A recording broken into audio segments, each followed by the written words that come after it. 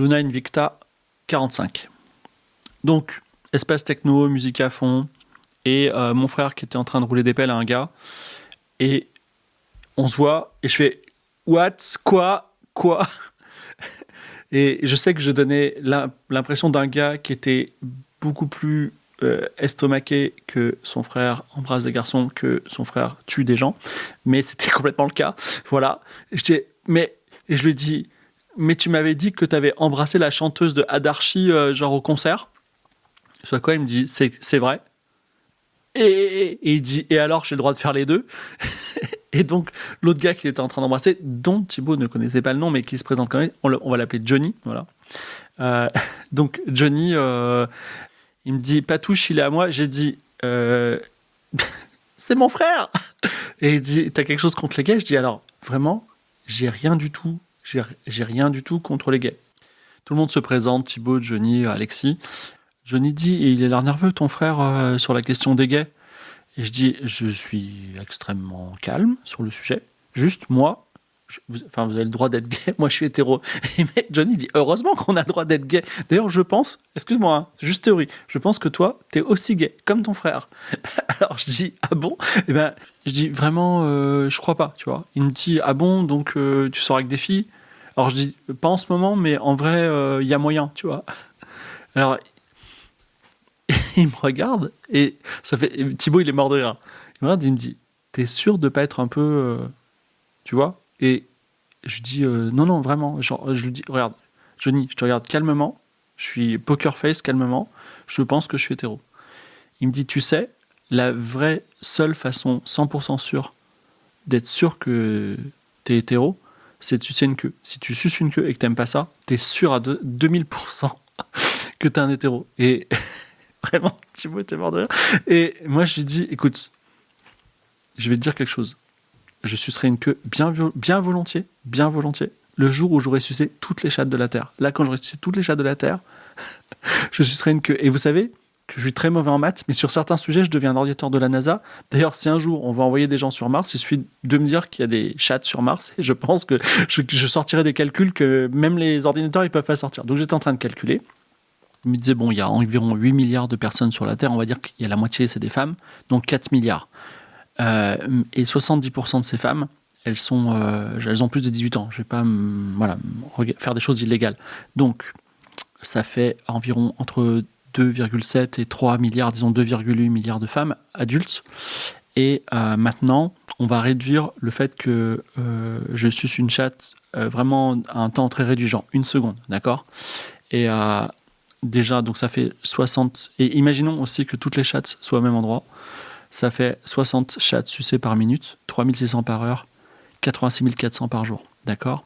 Mais comme on a 2,8 milliards de femmes, ça fait environ un peu plus de 30 000 jours.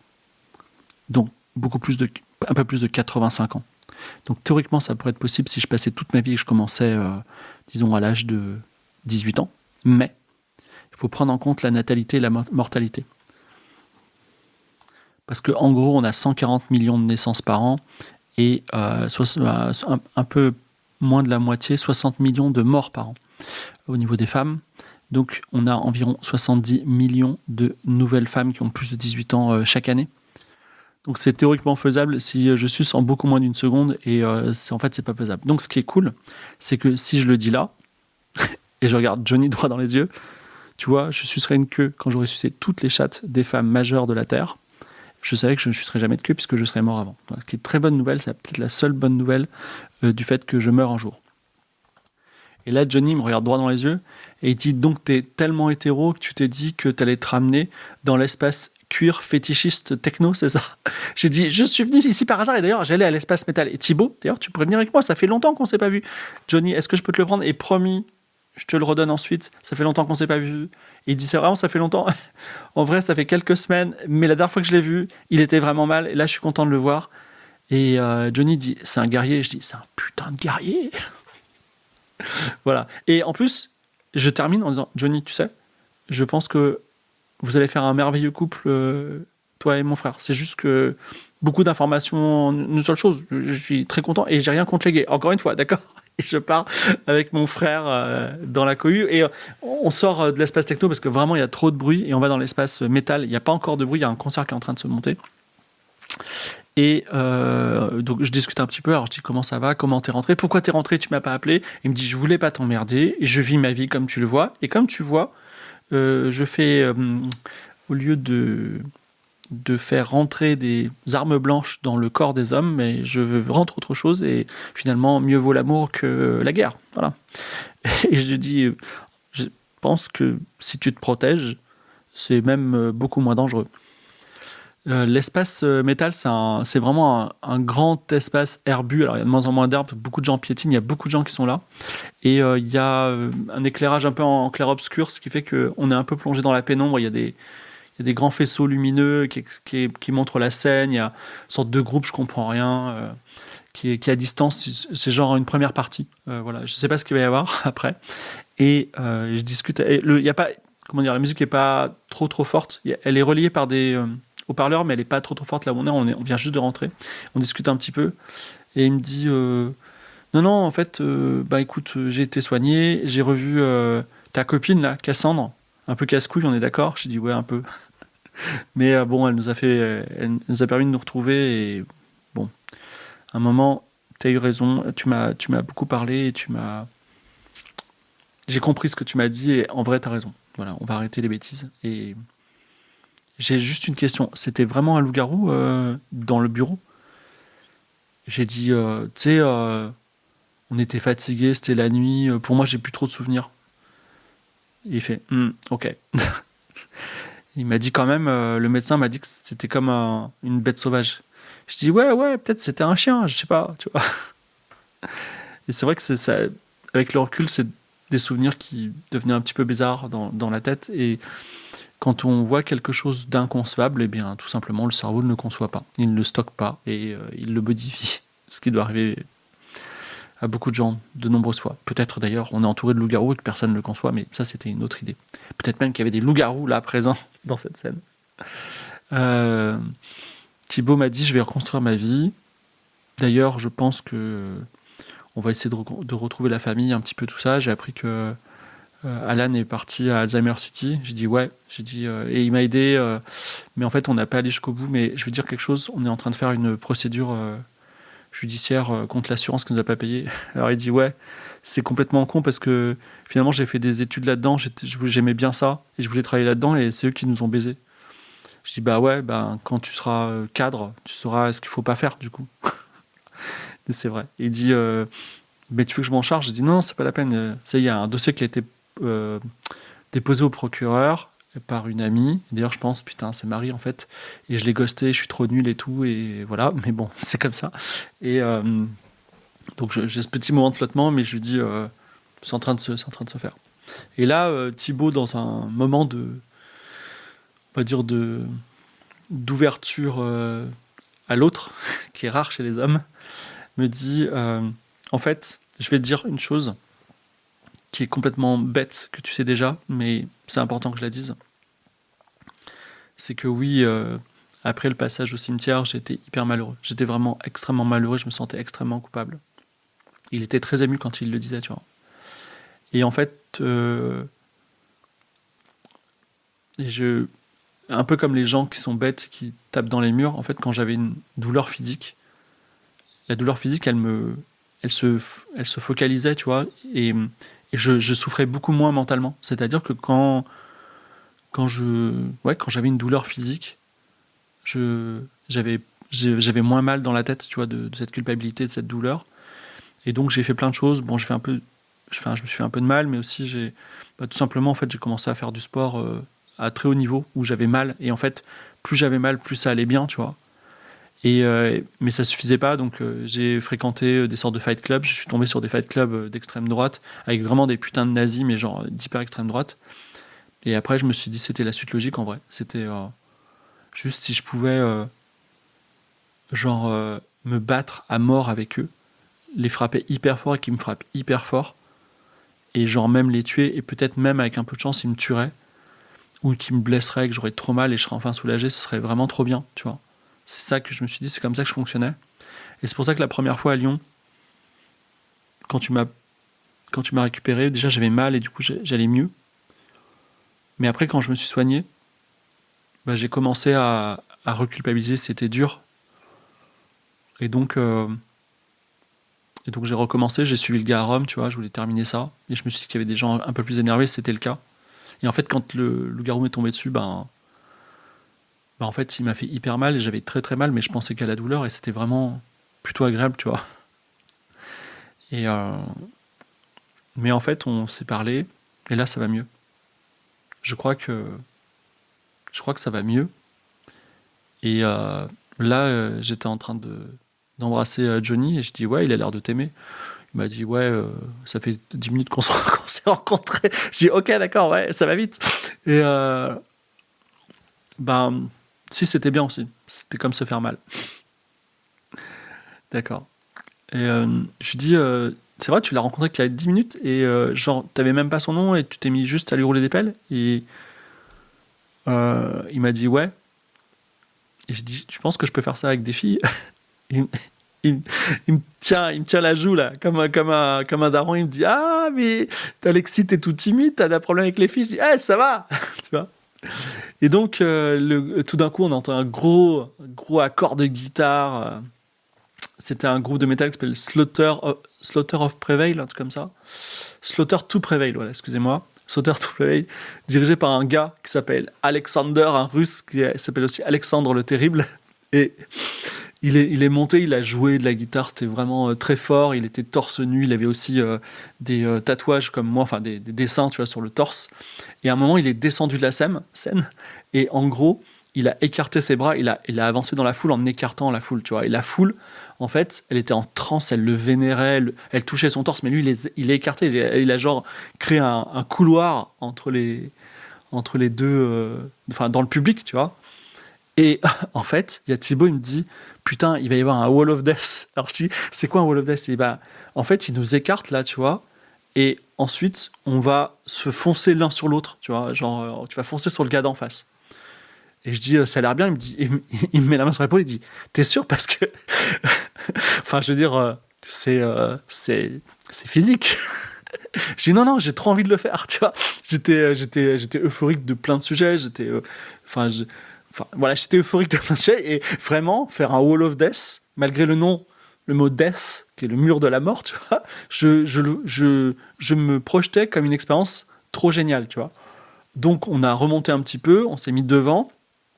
Il y avait que des mecs, que des vikings de la taille de mon frère.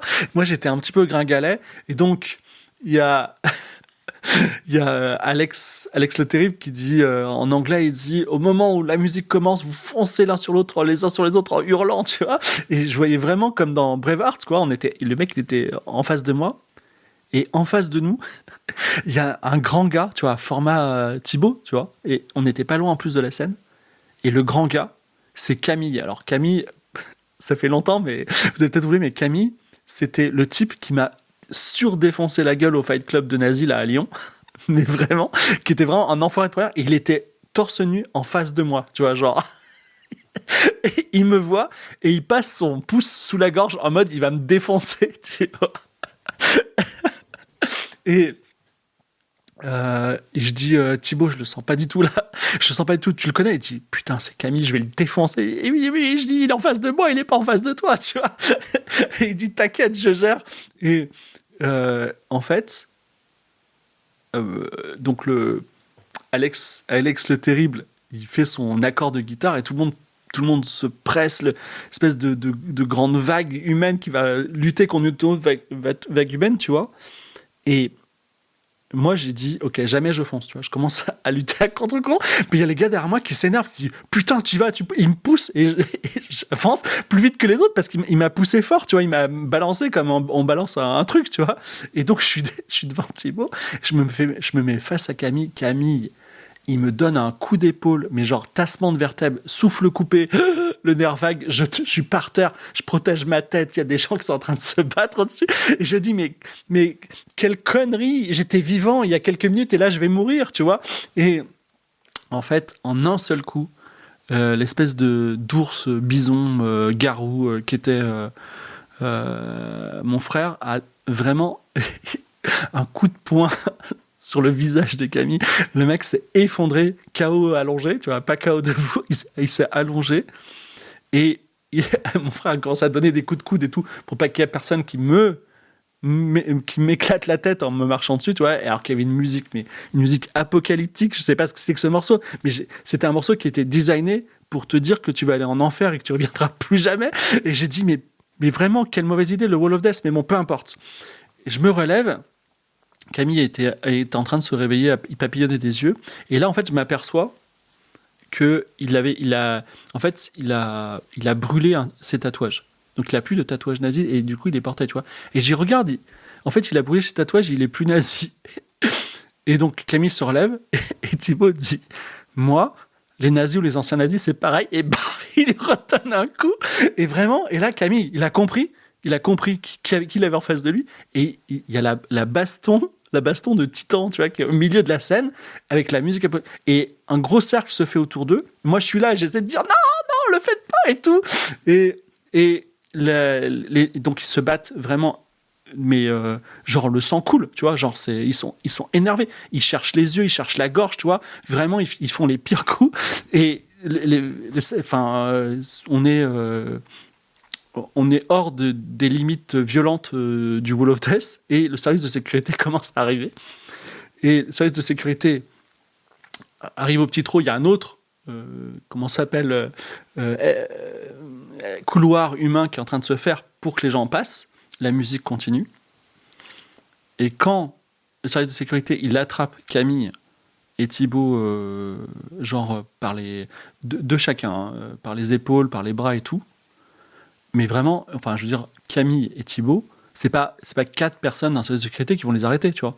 Genre, mon frère commence à taper le service de sécurité et Camille aussi, tu vois. Genre ils se battent contre d'autres gars et beaucoup de gens ont des sentiments autour de la situation, ont des sentiments mitigés. C'est-à-dire qu'à la fois, ils disaient...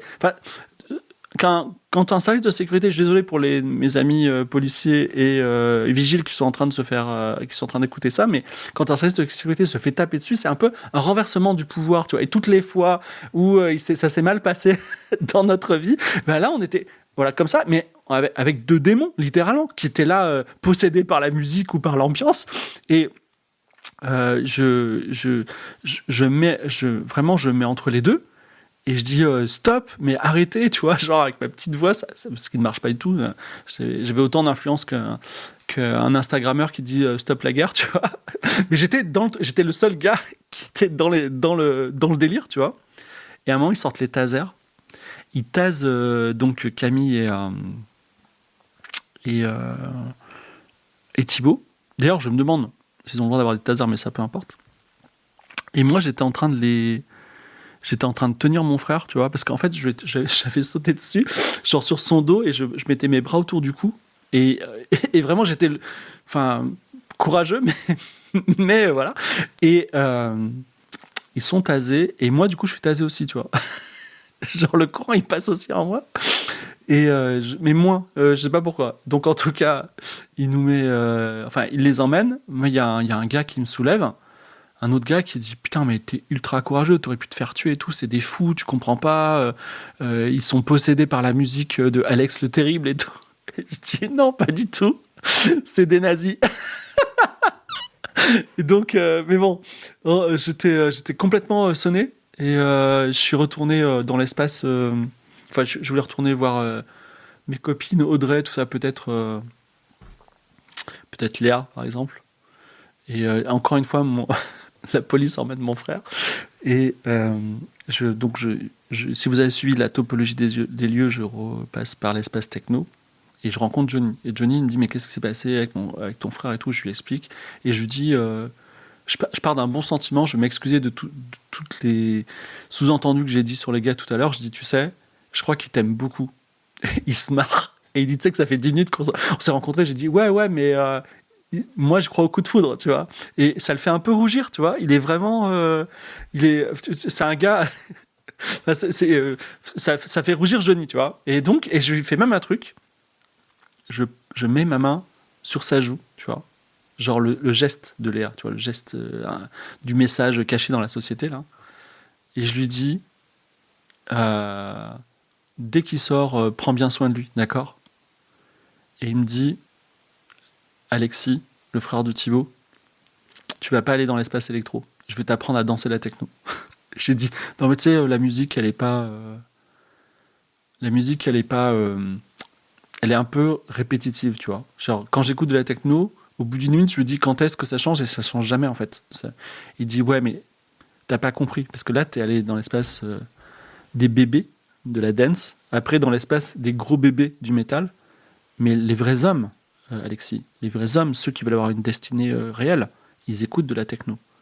Est-ce que tu veux que je t'apprenne à profiter de la musique techno mais attention, je vais changer ta vie pour toujours, tu vois.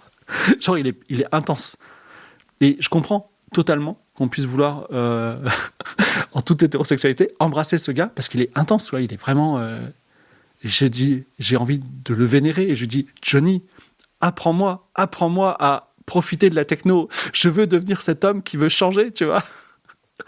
J'avais pas vu assez de choses intenses dans la soirée.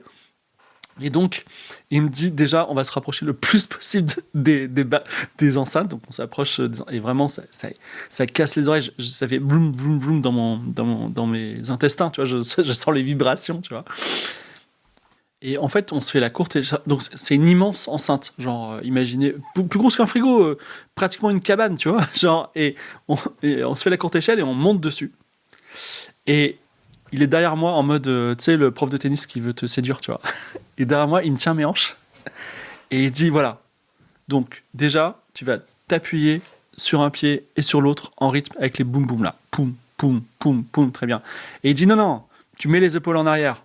Fais attends, alors je mets les épaules en arrière. Maintenant, tu fais des gestes lents. Non, plus lents que ça, tu vois, genre. Et il dit il faut que tu comprennes, Alexis, que quand tu danses la techno, tu vas devenir un prince, puis un roi, puis un dieu. C'est très important, d'accord? Donc, toi, t'es pas là en train d'agiter les bras comme dans l'espace dance. Tu vas, genre, montrer les gens du doigt. Et quand tu vas les montrer, tu vas les bénir. Parce que t'es un prince, tu comprends? Tu vois. Alors, je commence à les montrer du doigt. Tu vois, il dit non, souris pas. Visage concentré. T'es un dieu. Tu juges les gens. Tu les accompagnes. Tu les guides. T'es le père protecteur. Tu vois, tu dois pas sourire. T'es pas là. Tu comprends, tu as une responsabilité divine maintenant, tu comprends? Alors je fais ok. Il dit vas-y, bombe le torse, tu as de la puissance, il faut que tu exhales cette puissance, il faut que tu aies une puissance magnétique qui se dissipe, qui se disperse dans toute la salle, tu vois. Alors je commence à faire ces gestes-là et c'est vrai qu'effectivement, tu te sens puissant, tu vois, tu commences à faire ça. Voilà. Il dit maintenant tu vas écarter les bras et lever le visage en l'air parce que tu vas recevoir la bénédiction du soleil. Tu vois. Donc je lève les bras en l'air, bénédiction du soleil, et j'entends un waouh dans la salle, tu vois, parce que les gens ils ont commencé à nous capter, tu vois. Et je vois Johnny qui se met genre à genoux devant moi, enfin un peu sur le côté, et il commence à me vénérer et il dit tu es un dieu Alexis, tu comprends? Est-ce que tu comprends que tu es un dieu et qu'on ne mérite pas d'être avec toi? Vas-y, danse plus fort, disperse ta puissance, monte ta puissance, irradie, t'es un soleil, t'es un astre, t'es une étoile, t'es le Big Bang, tu vois. Je commence à hurler je suis le Big Bang, tu vois. Et vraiment, et là, dans la salle, tout le monde se met à faire exactement tous mes gestes, tout le monde me regarde, tout le monde commence à genre me regarder intensément. Il y a des gens qui se mettent à pleurer. Et ensuite, ils se mettent à me vénérer. Ils lèvent les bras en l'air en disant tu es notre Dieu, tu es notre Dieu. Derrière moi, il y a une sorte de VJing. Il y a genre la lune, éclipse, tu vois, pas l'éclipse, la lune qui apparaît sous différentes formes. Et moi, je crie Luna Invicta, tu vois, et tout le monde crie Luna Invicta, tu vois. Et vraiment, ça a été une explosion de synergie entre tout le monde. Ça a été d'une puissance absolue. Et les gens se sont véritablement prosternés devant moi. Genre, à la fin, quand la techno, la basse est tombée, les gens se sont prosternés et j'étais leur dieu. Et c'était une expérience absolument incroyable. Je n'ai aucun souvenir de ce qui s'est passé ensuite. Mais je suis rentré chez moi, avec des SMS, notamment de Thibaut, qui me dit « ça va en vrai ?» Voilà. Donc le fait qu'il rajoute en vrai, c'est que ça devait pas trop aller, mais bon, il était en vie et tu sais quoi, ça va, en vrai. Voilà. Je suis rentré chez moi et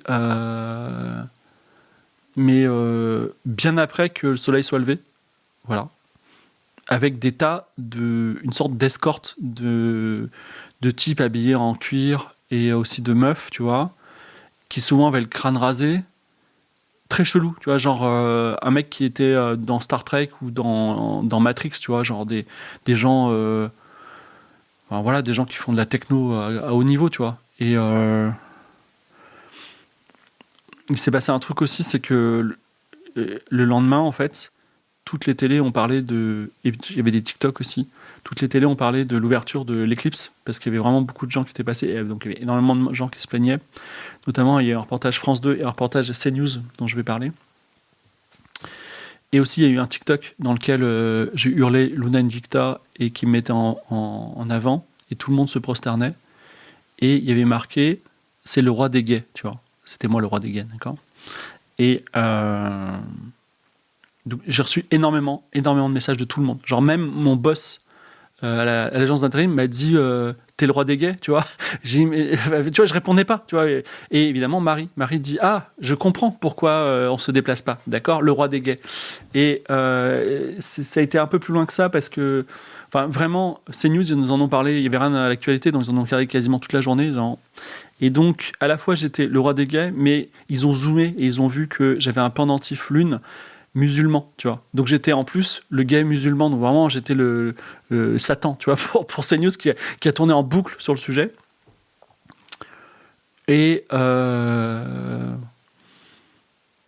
et il y a comment il s'appelle Johnny. Il m'a envoyé un message, il m'a dit qui disait t'es totalement hétéro mais t'as vu t'es le roi des gays. C'est à quoi j'ai répondu tu sais Jésus-Christ c'était le roi des juifs et il était même pas juif, tu vois. Et ça l'a fait rire. Parmi tous les messages que j'ai eus dans la journée qui suivait, donc Marie m'a rappelé. Elle m'a envoyé un gros pavé en disant écoute, en vrai,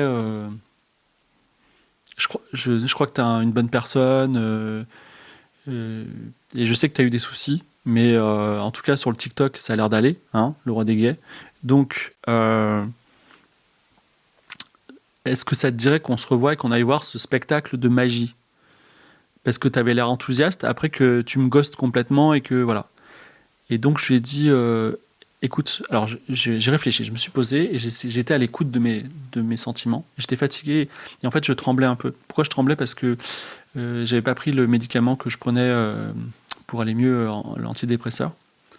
Et en fait il fallait que je me stabilise encore. Et en fait je lui ai dit en toute sincérité, je lui ai dit, écoute Marie, je veux te revoir. Je veux aller voir ce spectacle de magie. Et tu sais quoi? J'ai envie de coucher avec toi parce que je ne suis pas gay, même si je suis le roi des gays, d'accord? En tout cas, je suis au moins hétéro. Pour le reste, on verra. Mais sache quelque chose, c'est que j'ai besoin encore d'un peu de temps. Voilà, c'est tout. Et c'est uniquement médical. Elle me dit, je comprends. Et après, il y a eu les trois petits points, vachement longtemps, tu sais. Et en fait, les petits points ont disparu, donc elle a pas, elle a annulé son message. Voilà. J'avais besoin. En fait, ce qui s'est passé, c'est que j'avais eu des hauts très hauts et des bas très bas. Je me suis senti mal. Et j'ai fait quelque chose que les gens malades font et que j'ai fait et qu'il faut absolument pas faire. C'est que j'ai pris un peu plus de médicaments que j'avais. Donc j'avais un médicament qui faisait aller mieux et j'en ai pris un peu plus comme si c'était une drogue où plus t'en prends mieux tu vas et c'est pas tout à fait ça comme ça que ça marche. Et du coup, déjà ça me rendait très désinvolte. Genre je me foutais de tout. Enfin, en gros, j'allais bien parce que bah, j'étais drogué, quoi. C'est-à-dire que je me levais le matin, rien n'avait d'importance, tu vois. Donc, il fallait vraiment que je joue à être un être humain, genre, hey, tu sais quoi, on va faire pipi, on va se laver les dents parce que c'est ce que font les êtres humains normaux, ça va être trop drôle, tu vois. C'est un peu comme ça que je fonctionnais, au lieu de dire, faut le faire, tu vois. Et vraiment, je me baladais dans la rue, je dansais. Les gens ils me disaient, hey, t'es le roi des gays, hop, je leur faisais un petit check, donc j'étais totalement dans mon rôle grâce à la drogue. Et enfin grâce aux médicaments on va dire, mais c'était tout médicament peut être détourné en tant que drogue, mais il y a eu un problème, c'est que j'ai commencé à être à court. Donc j'ai rappelé ma sœur et il m'a dit écoute je peux pas, enfin je t'ai dépanné, mais va voir un vrai médecin. Enfin je veux dire, tu lui expliques la situation et voilà. Et moi je peux pas raisonnablement te suivre parce que là d'après ce que je comprends, et j'ai vu d'ailleurs la télé, hein, d'après ce que je comprends, tu n'as pas le contrôle, tu n'as plus le contrôle et il faut que quelqu'un te cadre, tu vois. Et je peux pas le faire parce que moi, je t'ai dépanné, mais je suis en ce moment full-time à Alzheimer City. D'ailleurs, il faut plus qu'on se voit, d'accord. Juste, tu me baisses pas pour Sylvie, d'accord. Et je dis, il n'y a pas de problème, tu m'as aidé. Et il m'a donné le contact d'un médecin qui s'appelait Fangeux, voilà. Et donc, je me préparais à aller voir le médecin. Donc, j'ai commencé à flipper et à paniquer que Fangeux ne me fasse pas une ordonnance. Voilà. Donc, dans ma tête, je faisais plein de scénarios dans lesquels j'allais voir ce médecin, Fangeux, qui était dans le 14e. Et je lui disais... alors, premier scénario, je le menace. Je dis, tu vois, il veut pas me faire l'ordonnance. Je dis, écoutez, je peux commencer, je peux rentrer. Et je dis... Monsieur Fangeux, bonjour, comment ça va? Moi ça va. J'aurais ce médicament. Et je voulais juste vous dire que vous et moi, on va sortir de ce bureau et on sera amis. Et tout va bien se passer. Il n'y aura aucun acte de violence ou quoi que ce soit. Simplement, vous allez me prescrire ça, c'est un peu la menace voilée, tu vois. Dans ma tête, c'était un bon plan. Ça allait bien se passer. Et j'avais aussi un autre truc du style, je le regarde droit dans les yeux, intensément, parce que je suis désormais le roi des gays. Et je lui dis, je peux faire absolument tout ce que vous voulez, absolument tout, si vous me faites une ordonnance. Tout. Vous entendez, monsieur Fangeux? Tout. Au-delà de vos rêves. Voilà. Ça pourrait bien marcher aussi, tu vois. Donc, ou alors, je me renseigne à fond sur lui, tu vois, et je lui dis, je drop un peu, ah, vous avez une sœur là, vous avez une mère là, tu vois, genre si, tu vois, encore la menace, tu vois. J'avais tous ces scénarios dans ma tête, mais comme je me foutais de tout, je suis allé dans la salle d'attente, et je suis rentré. Il m'a dit, il m'a même pas regardé, il tapotait sur son ordinateur. J'ai dit c'est pour un renouvellement d'ordonnance et j'ai mis l'ordonnance de Vasseur. Il me regarde pas. Il regarde l'ordonnance de Vasseur, il dit waouh, c'est une pointure, mais je croyais qu'il exerçait plus. Je dis ouais, il est à Alzheimer City. Ok. Il m'a renouvelé l'ordonnance et j'ai payé, je sais pas, quelques dizaines d'euros et c'était terminé. Et je suis sorti en disant putain, mais la vie elle est trop belle, elle est trop belle. J'embrassais mon ordonnance. Et je dansais, et j'ai marché dans la rue en dansant avec mon ordonnance. Je suis passé à la pharmacie, j'avais des médicaments plein les poches, comme si c'était des dragibus. Et j'ai reçu un merveilleux SMS de Marie, le fameux SMS 3 petits points qu'elle n'a pas dit. Et elle m'avait envoyé un message extrêmement gentil que j'attendais depuis toujours, qui disait « En vrai, t'étais incroyable et magnétique sur le TikTok, même si le TikTok était rigolo. Et en fait, je suis très contente de te revoir. Voilà, très contente de te revoir parce que j'ai vraiment... Enfin, t'étais incroyable en fait. Voilà, c'était super. J'ai lu ce SMS et j'ai embrassé mon téléphone. J'ai encore fait une petite danse et j'ai continué ma route dans Paris.